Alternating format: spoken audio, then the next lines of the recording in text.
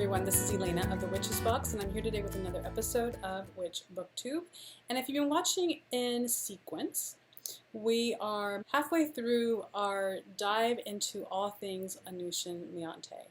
And even though I cannot find a single stitch of information about this writer and what's up in his history, the books are pretty fantastic, and I'm probably at this point suspecting that I will recommend all of his books. And that's been the case so far. I think all of the books that I've read so far have been given 4 stars on Goodreads, which you can check out down below. I've got all sorts of things going on Goodreads that you can check out. And today's book by Anousen Leonte is Chaos Magic. It's Salient Features. There it is. These all come only in digital format. I get most of them through Amazon. Some of them you have to go to maybe, I think it's Walmart to check out. On Amazon, the most expensive ebook is $2.99. I think on Walmart, I had no idea, has an audiobook division. They're a little bit pricier. They're $3 something, but the cheapest book I found so far is 99 cents. They're affordable, they're digital. I'm loving all of this reading that I'm doing. If you are just finding this video, down below will be links to all the other videos that we have done regarding his books. Yeah, like that. We're just going on a ride. If you've been on this ride with me and you've been reading his books, again, please share with me what you think. I am loving, can I say it a million times? I'm loving all this reading. I just love learning, so that's part of it. There's just so much to gain from all this. So today's book, Chaos Magic, its salient features are, that I can see from the titles that I've seen, one of 3 books where he references Chaos Magic in the title. And I myself did not know fully what Chaos Magic was. This book is great for explaining it, but like all of his books, it's simply not just a definition of what something is. There is just so much more, what I suppose I'd call like the philosophy behind magic, information in them that I'm really loving. In this case, it feels like under normal circumstances, this is not a book that I would probably choose to review, because you can find a definition of what chaos magic is, just like you can find a definition for any type of magic or witchcraft on the internets, and Google will tell you all sorts of things, right? But what I'm finding with all of his books is that there are all these layers to it. Yes, there's a definition that you can, put together in a couple of sentences, but there is so much more discussion going on that I think facilitates our thinking in terms of the broader picture of what this path is, what magic is, what connection is, and what are the implications to all of that. I think that there's a lot of room when you read his work for assessing where you stand on a lot of things that you normally would take for granted or not think about at all. And as I'm sure you know by now, my opinion is that the more aware we are about pretty much everything, the better off we're going to be in our lives in general, and specifically in terms of, I suppose I want to say this, and I don't know quite how to say it, but really closer to mastery of our own craft. So this book and this review is probably going to contain a couple of really lengthy quotes, but I'm just going to go with it. And by the way, I love the book. I recommend the book, so let me just get that out of the way. I'm going to read all of this, so just get comfy and get some tea, chill out, join me.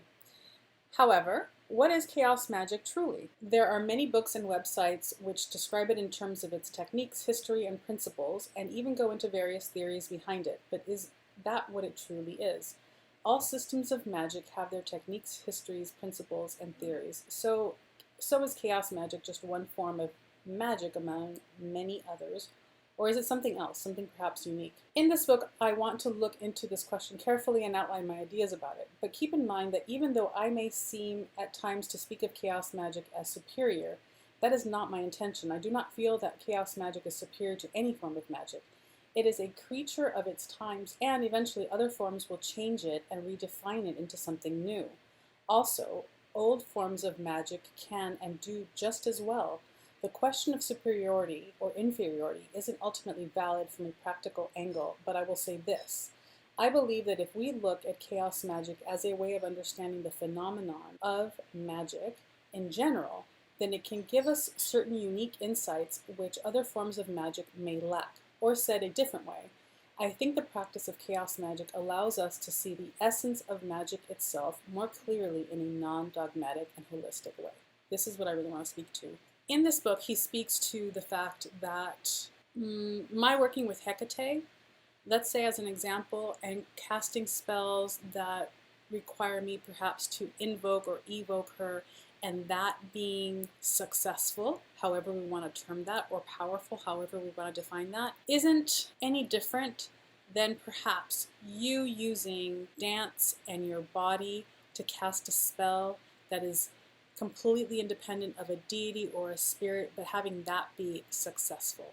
What he's trying to say is that different traditions and different cultural beliefs and different religious beliefs and different deities and all these different angles of doing things are equally successful. It doesn't make one better than the other, and so that perhaps if all these different inroads to successful magic succeed or work, then maybe it has nothing to do with the individual like Hecate or your body and dance or an Aztec god or your Reuben practices. Maybe it's not those specific things at all that make magic successful for you and how you do it.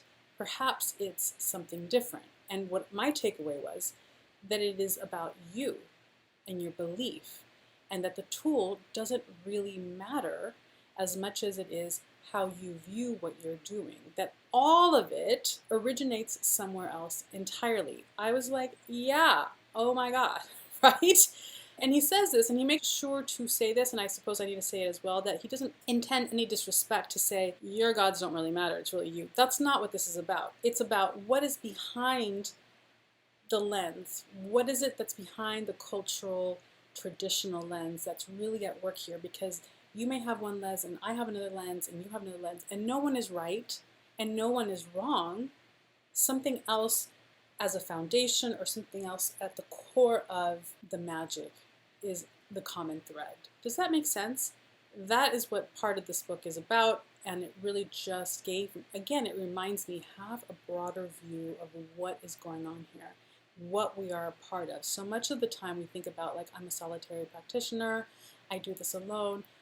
There is a whole bigger picture going on, and what we're engaging in is much broader than just my own personal traditions, my own personal practices that are different than yours. It's just a much bigger field.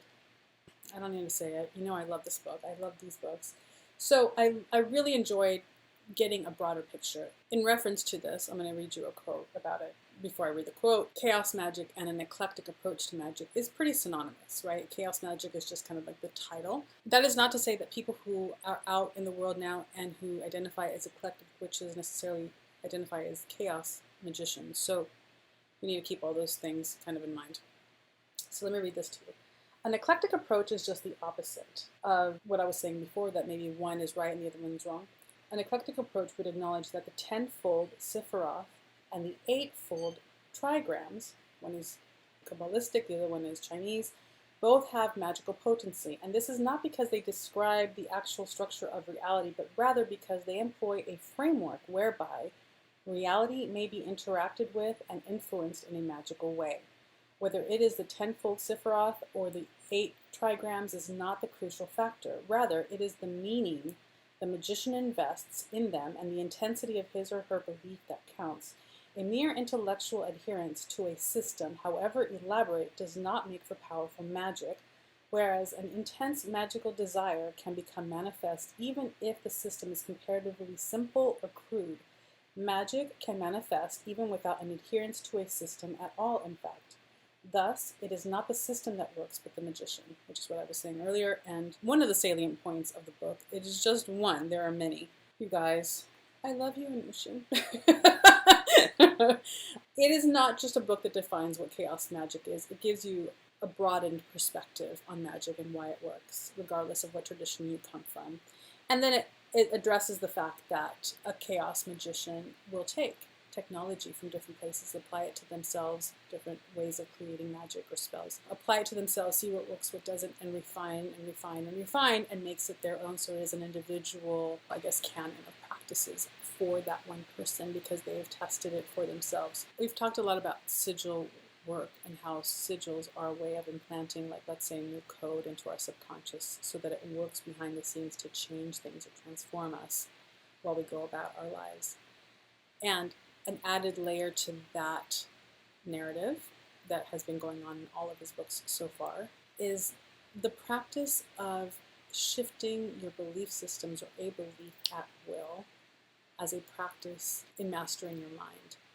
right? I'm being very tentative in the way I explain this to you because I don't want to get this wrong. But again, another bit of information that I think has got very powerful, far-reaching implications for the way we develop as people. I think that it suggests the power of shifting our own paradigm in a way that can heal us, redirect us, grow us, completely move us from one lane to the other, one that's more expansive, one that leads to something better for us, right? So there's a lot there, but he talks about practicing how to do that it's not necessarily easy, but there's a practice for that. And that the implications of that is that if what you believe is what you create, and this isn't about the law of attraction, but if what you believe, like you see what you think is really there, even though it may not be reality, that's part of the reality of our psychology. We may think it's a shitty day, but it really isn't. It's just how you see it. And that's just a super simplistic way of looking at or defining that process, right? If we become really facile in shifting certain belief systems at will, and then even changing back if we want to, but that facility of being able to do that creates a higher mastery in how we experience the reality around us. Jesus Christ, right? Like, whoosh. Okay, I'm going to just skip around because there are a couple of smaller quotes around this. A chaos magician should actually have no set beliefs when it comes to a total worldview, for a set of beliefs precludes other beliefs and results in reduced power. This is just a little, right? I recommend this book more than because it defines what chaos magic is, but because the way that it speaks to how magic works, why it works, and how to hold a worldview or a broader view of why magic works regardless of whatever tradition you follow or regardless of whatever deities you worship. Because ultimately, I think that more and more these books just keep turning back to the source of what is within you and how to tap that in a really intentioned and masterful way. All right, I'm just going to read this. I was looking for something else, but I'm just going to read certain things that are out there because they're good. The path of chaos is the path of being your own law and your own paradigm. You are free to work with other paradigms, of course, but the difference between chaos magic and mere eclecticism is that chaos magic emphasizes your own personal work. You create your own alphabetic symbol. Oh yeah, I gotta tell you about that. You create your own alphabetic symbol system, your own sigils, and in time, your own entities in the form of servitors and egregores. So, listen, I can go on and on and on. One of the things he talks about is creating your own alphabet of magic, which we will talk about in the next book because he has a book about that, which I'm just excited about as well. So much so that I've been revising Harvesting the Honey for the new release this next fall. Harvesting the Honey was a program that I had last year for about 6 months, just all around abundance. And it had been revised already, but I'm adding a whole new layer of sigil work and the alphabet of desire in it. But that's how excited I am. I've just incorporated it into everything because I think it's so, so, so potent. Read the book. Get the book. $2.99. There may be places where you can get it cheaper. Let me know if you find it for less. Digital downloads. Great, great books to really get you thinking about why magic, why it works, where your place in it is, all those good things. And you learn about chaos magic in the process because that's the title of the book, but there's just so much more going on in there. So, thank you for hanging out with me. If you've been reading these books, if you've been a chaos magician, if you've read about it before, if you have thoughts on it, please go ahead and share those below. As always, if you have not subscribed, we'd love for you to subscribe and click the little bell down by the red button so that you are notified when these are released. All the other videos that I have reviewed by this writer, there'll be links to all those below. Those will probably increase over time as I finish this whole series because I'm going to go through all of his books at this point. It looks like I'm just going to read them all, even though some of them feel like and sound like they're really not applicable to our Witches Box world. I'm just going to bring it all in because I think I have yet to read one of his books and walk away feeling like I didn't get anything out of it. I'm a total fangirl. I don't know what to do about it. It's what it is. That's it. Subscribe. Talk to me down below. More is coming, and anything else that I'm forgetting will be linked down below as well. Please tell me how you're doing, and I hope that you're doing well. Take care, and we'll talk next time.